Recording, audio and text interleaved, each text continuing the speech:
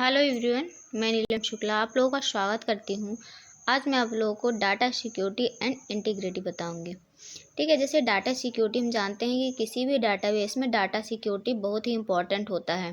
जैसे अगर हम कोई भी डाटा स्टोर करते हैं तो उसको डाटा की सिक्योरिटी आवश्यक होती है, जिससे डाटा हमारा कहीं लीक ना हो, क्योंकि हमारा डाटा में बहुत सारी इन्फॉर्मेशन होती है। उस इन्फॉर्मेशन को सिक्योरिटी आवश्यक होती है। ठीक है, चलिए शुरू करते हैं डाटा सिक्योरिटी। अब देखिए डाटा सिक्योरिटी क्या होता है। डाटा सिक्योरिटी का मतलब होता है डाटा की सुरक्षा करना।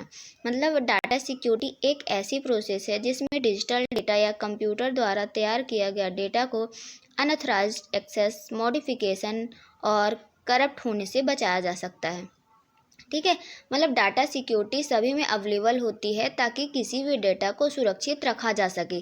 ठीक है, जैसे मान लीजिए हम कोई भी डाटाबेस यूज करते हैं तो उस डाटाबेस में डाटा सिक्योरिटी सबसे इम्पोर्टेंट होता है, ताकि कोई भी दूसरा उस डाटा को एक्सेस ना कर सके और उसमें मॉडिफिकेशन ना कर सके। ठीक है, जैसे मान लीजिए अगर हम कोई भी डेटाबेस बनाते हैं तो जैसे अगर हम उसके एडमिनिस्ट्रेटर हैं तो हम यही चाहेंगे कि जो भी हम डाटाबेस तैयार कर रहे हैं, जो एक्चुअल डाटा है वही डाटा रहे, कोई भी दूसरा उस डाटा को एक्सेस ना कर सके और ना ही उसमें कोई भी मॉडिफिकेशन कर सके, मतलब कोई भी चेंजेस ना कर सके और उस डेटा को करेक्ट भी ना कर सके। इसलिए सभी सिस्टम में या सभी डेटाबेस में डेटा सिक्योरिटी आवश्यक होता है, जिससे किसी भी अनऑथराइज्ड एक्सेस, मॉडिफिकेशन या करप्ट होने से उसे बचाया जा सके। ठीक है, देखिए डीबीएमएस में पूरे डेटा को एडमिनिस्ट्रेटर के द्वारा कंट्रोल किया जाता है।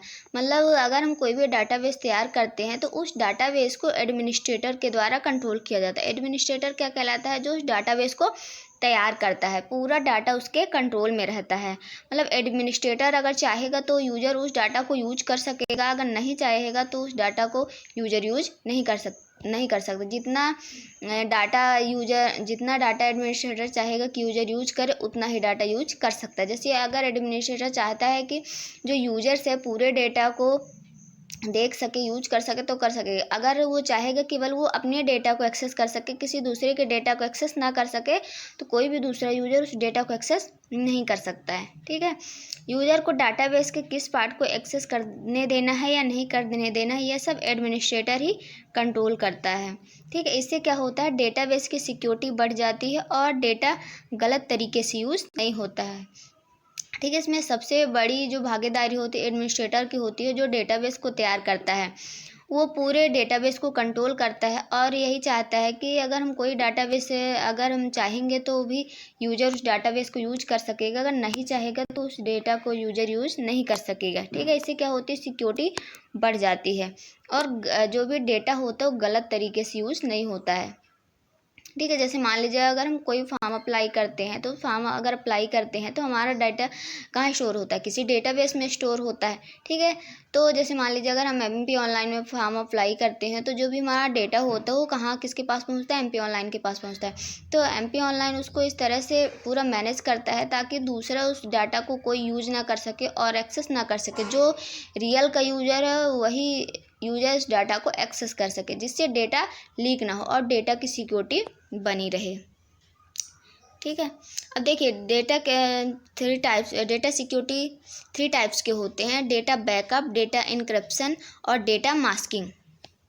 ठीक है, अब देखिए जो हमारा डेटा बैकअप होता है, जैसे डेटा सिक्योरिटी के लिए डेटा बैकअप बहुत ज़रूरी होता है कि जो भी एडमिनिस्ट्रेटर होता है वो डेटा का बीच बीच में बैकअप, टाइम पे बैकअप लेता रहता है और उसको जो भी डेटा मतलब यूज करना है उसको उसकी देख रेख करता है। ठीक है, ताकि किसी भी जो भी हमारा डेटा है तो डेटा करप्ट ना हो और उसको उसका बैकअप लेता रहता है कि अगर हमारा डेटा करप्ट हो जाता है तो उस डेटा को हम दोबारा प्राप्त कर सकें। तो जो हमारा एडमिनिस्ट्रेटर होता है वो मैनेज करता है कि हमारा जो भी डेटा होता है वो डेटा को बीच बीच में बैकअप लेता रहता है और उसको करप्ट होने से बचा सकता है। करप्ट मतलब होता है नष्ट होने से बचा सकता है। ठीक है, फिर डेटा इनक्रिप्शन होता है। अब देखिए डेटा इनक्रिप्शन एक ऐसी प्रोसेस होती है जिसमें किसी भी डेटा को कोड में परिवर्तित किया जाता है। ठीक है, अगर हम किसी भी डेटा को कोड में परिवर्तित कर देते हैं तो कोई अगर दूसरा यूज़र उसको एक्सेस करना चाहेगा तो नहीं कर सकता है। ठीक है, देखिए जैसे मान लीजिए डेटा इनक्रिप्शन करने पर वह एक ऐसे कोड में परिवर्तित हो जाता है जिसे किसी के लिए भी समझ पाना मुश्किल होता है और डेटा को फिर से देखने के लिए उसे डिस्क्रिप्ट करना पड़ता है। ठीक है, जैसे मान लीजिए अगर हम अपने डेटा में कोडिंग सिस्टम कर देते हैं तो उस डेटा को केवल हम देख सकते हैं, हमारे अलावा कोई दूसरा नहीं देख सकता है। ठीक है, अगर हमको अगर दोबारा से डाटा देखना है तो उसको हम डिस्क्रिप्ट कर देंगे। ठीक है, तो दोबारा डेटा को हम देख सकते हैं। फिर आता है हमारा डेटा मास्किंग। अब देखिए डेटा मास्किंग एक ऐसी टेक्नोलॉजी है जिसमें बिल्कुल रियल डेटा की तरह ही same to same data structure तैयार किया जाता है।